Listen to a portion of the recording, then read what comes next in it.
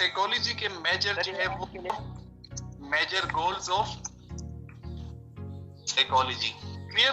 कौन कौन से गोल्स है इसको यहाँ पर भी मैं आप लोग के सामने प्रैक्टिकली क्या कहते हैं वो नेमोनिक टेक्निक को यूज कर लेता हूँ, जिसको मैंने खुद यूज किया हुआ है अपनी मेमोरी को इम्प्रूव करने के लिए, और जिसके बेस पर ये साइकोलॉजी के जो 4 गोल्स हैं ये कभी भी मतलब मुझसे नहीं भूलेंगे कभी भी। अच्छा, फर्स्ट वन हमारे पास आ जाते हैं, कौन सा गोल है वो? फर्स्ट वन हमारे पास आ जाते हैं डी, सेकेंड हमारे पास आ जाते हैं ई, फिर हमारे पास सी, फिर उसके बाद मेरे पास आ जाते हैं सी। क्लियर? ये फर्स्ट अल्फाबेट्स को मैंने पिक किया हुआ है साइकोलॉजी के 4 गोल्स को मेमोराइज करने के लिए। अच्छा, ये फर्स्ट वन जो है इससे क्या मतलब है कि साइकोलॉजी का पहला गोल क्या है? साइकोलॉजी डिस्क्रिप्शन है। क्लियर? डिस्क्रिप्शन, यानी कि साइकोलॉजी सबसे पहले क्या करता है? साइकोलॉजी का सबसे पहला मकसद यही है कि वो एक बिहेवियर को डिस्क्राइब कर ले। Clear? To describe the human, describe the behaviour. Clear? यानी कि ये साइकोलॉजी सबसे पहले किसी भी बिहेवियर को डिस्क्राइब कर लेता है कि यार व्हाट इज हैपनिंग। क्लियर? ये आपको ये बता देता है और ये इस चीज को डिस्क्राइब कर लेता है कि यार ये क्या हो रहा है, कौन सा बिहेवियर परफॉर्म हो रहा है, what is the behaviour that is happening, what is the issue, explanation. Clear? अब ये एक्सप्लेनेशन क्या होती है? अच्छा, अब साइकोलॉजिस्ट जब एक बिहेवियर को डिस्क्राइब कर लेता है कि क्या हो रहा है, फिर उसके बाद साइकोलॉजिस्ट का दूसरा मकसद क्या होता है?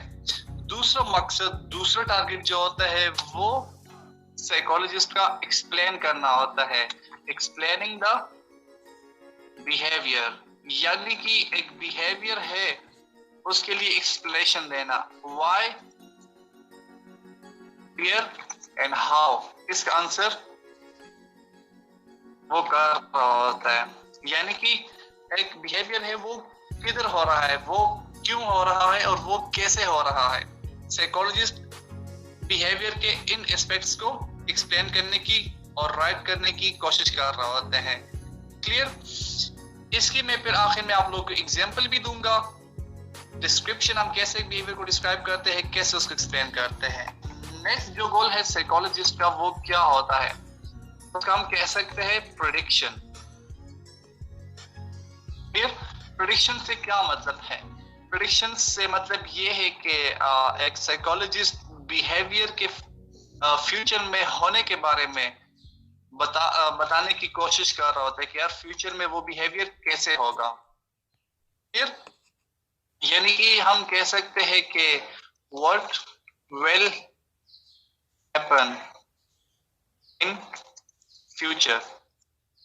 फिर साइकोलॉजिस्ट ये टारगेट रख रहा होता है जब वो एक बिहेवियर को डिस्क्राइब कर लेता है, एक्सप्लेन कर लेता है, फिर उसका मकसद क्या होता है, फिर उसका मकसद फ्यूचर के बारे में चला जाता है कि यार ये फ्यूचर में कैसा होगा। क्लियर? इसके बाद लास्ट वन जो गोल है एक साइकोलॉजिस्ट का, हम उसको कह सकते हैं C फॉर कंट्रोल।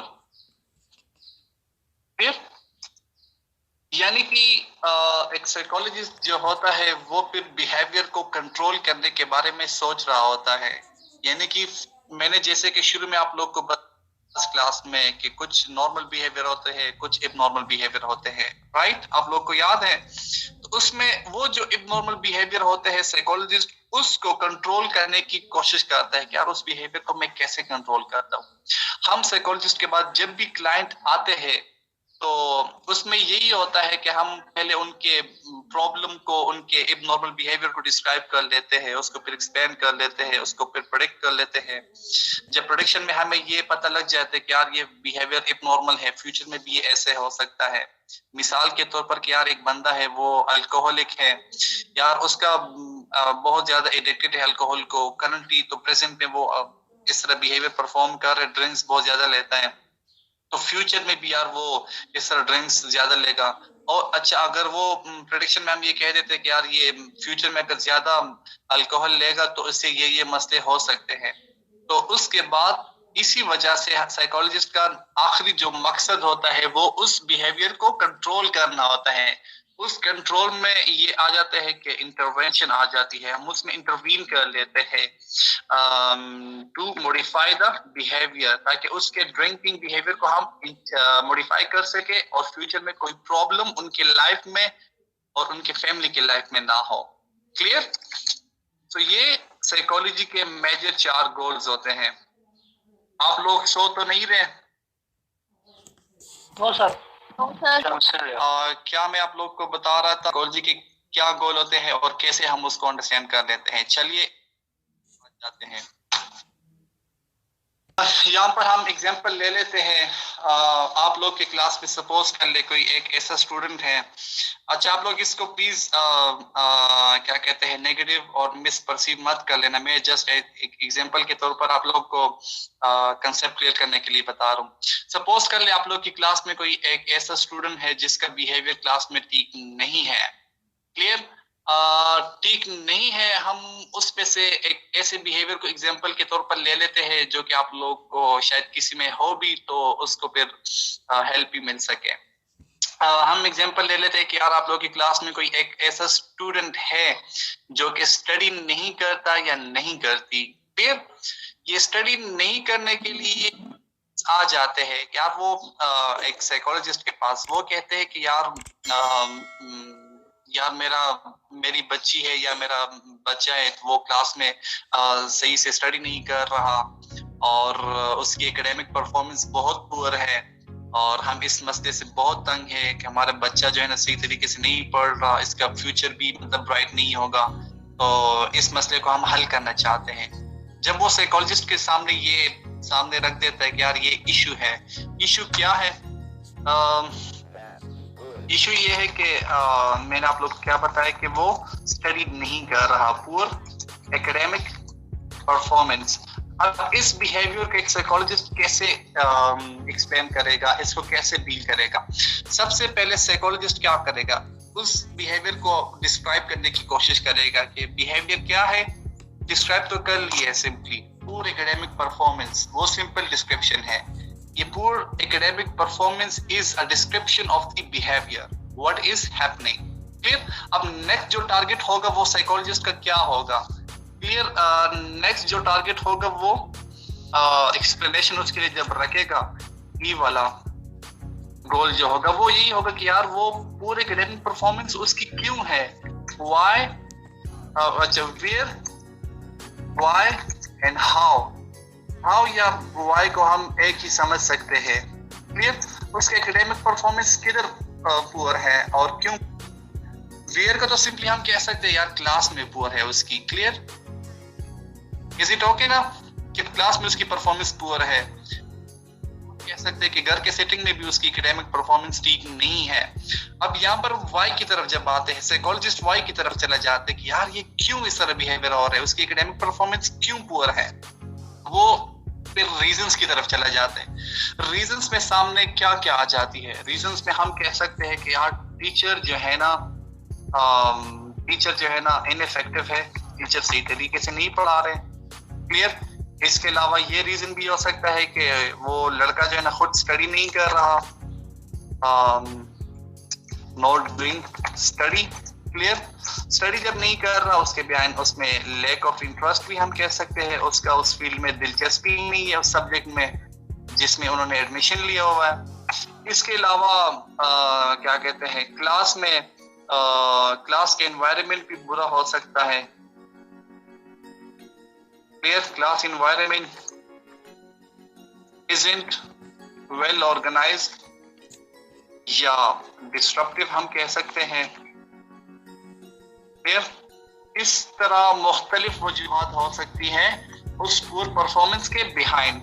क्लियर? अब नेक्स्ट हो जाता है जब एक साइकोलॉजिस्ट के सामने उस पूरी परफॉर्मेंस की वो एक्सप्लेनेशन सामने आ जाती है कि यार ये क्यों हो रहा है, किधर हो रहा है, तो फिर उसके बाद साइकोलॉजिस्ट क्या करता है, प्रेडिक्शंस के बारे में सोचता है, फ्यूचर के बारे में।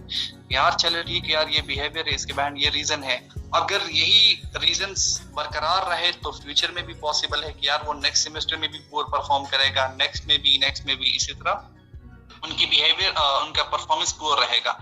अब साइकोलॉजिस्ट का क्या मतलब किरदार होगा, नेक्स्ट जो किरदार होगा वो सी यानी कि कंट्रोल की तरफ वो सोचेगा, यार इसको वो कैसे कंट्रोल कर सकता है उस बिहेवियर को। क्लियर?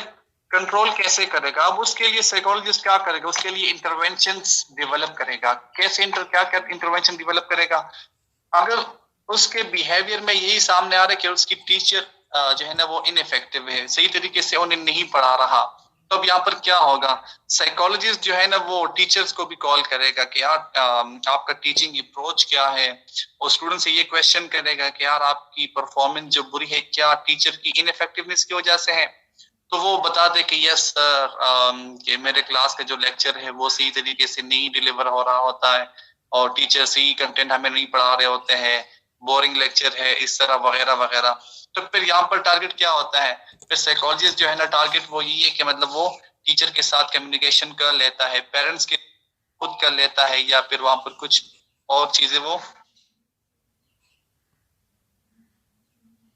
इसके बाद में किसी को अलाउ नहीं करूंगा यार, चला जाता है उस बिहेवियर्स उन कॉजेस को टैकल करने के लिए, रिजॉल्व करने के लिए। अब यहाँ पर लैक ऑफ इंटरेस्ट की अगर एक एग्जांपल ले लेते हैं तो साइकोलॉजिस्ट क्या कर रहे थे, स्टूडेंट से पूछ लेते हैं कि यार आपकी जो परफॉर्मेंस पुअर है वो इस वजह से तो नहीं है कि आपका इंटरेस्ट नहीं है, वो कहते हैं हाँ बिल्कुल मेरा इंटरेस्ट इसमें नहीं है, तो फिर वो उनके पेरेंट्स को बता देते कि यार आपके स्टूडेंट आपके बच्चे का इसमें इंटरेस्ट ही नहीं है, आप उनसे मतलब उनके इंटरेस्ट एरिया में उनका एडमिशन करवा दे या उनको परमिशन दे दे।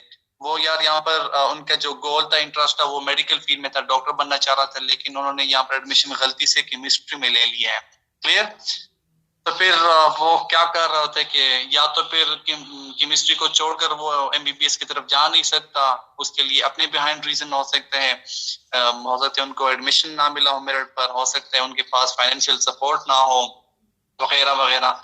तो या तो वो एडमिशन ले ले एमबीबीएस में, अगर किसी वजह से वो नहीं ले सकता तो फिर उसको अपना इंटरेस्ट मॉडिफाई करके एमबीबीएस से केमिस्ट्री में रखना होगा कि यार बस मैंने केमिस्ट्री में एडमिशन कर लिया तो मुझे अपना इंटरेस्ट केमिस्ट्री में ही डेवलप करना चाहिए। क्लियर?